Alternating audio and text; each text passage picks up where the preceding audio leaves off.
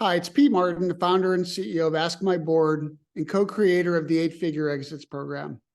Hey, this next tip we're going to be focused on is to try to get you to understand that focusing on creating value in your business is the most important, most wealth-building thing you can possibly do. And we're going to actually take you through a scenario here.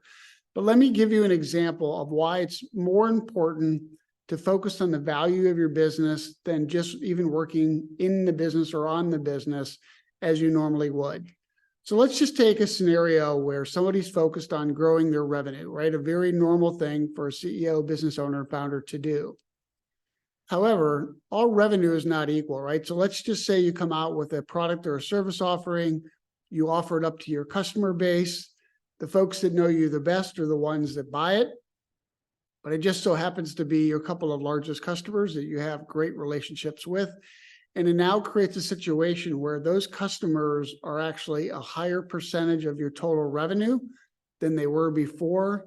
And it actually then potentially negatively hurts the value of your business. So what seems like a very normal, rational business thing to do, which is to grow revenues and grow profits, actually could negatively impact the value of your business. Now, we're defining the value of your business as it relates to the 8 things, the 8 drivers of value that buyers will pay top dollar for, and the things that they're looking for from any and every single business that they're interested in. We've actually included a sample report for you in this PDF that we'd like you to take a look through. We do have an online business value assessment tool as part of our program that you can go through and actually calculate what the valuation of your business is currently, and most importantly, to create a blueprint for doubling or more than doubling the value of your business. Let me give you an example of the 8 drivers of value and how this thing works. So this is our tool called the Business Value Assessment Tool. And in this particular scenario, this company, which is a demo company, has a current value builder score, what we call 41. So the average of most companies that come into our hemisphere, into our sphere of influence, score between a 40 and a 55 on what we call the value builder score. And again, this value builder score is based on the 8 drivers of value that buyers are most interested in. In this example, this company is driving close to $200,000 in seller's discretionary earnings, or basically you can think of this as net profits or EBITDA, 199. So let's just call it $200,000 in EBITDA. So their estimate of value is $491,000 for a company that's driving around $200,000 in EBITDA. But let's see what happens. So let's just say they generate an additional $100,000 in profit over the next year. That $100,000 is going to result in about another $350,000 in value to the business. If we have that $300,000 now in profitability and we focus on the 8 drivers of value, for instance, they have no recurring revenue, but we increase their revenue to just say 40% of their business, then the incremental value that that company gets goes up by $342,000. So first they get an additional bump from 491 to 833 just by adding $100,000 in profitability, but they get an additional $342,000 just focused on one driver of value, which is the percentage of recurring revenue they get in the business.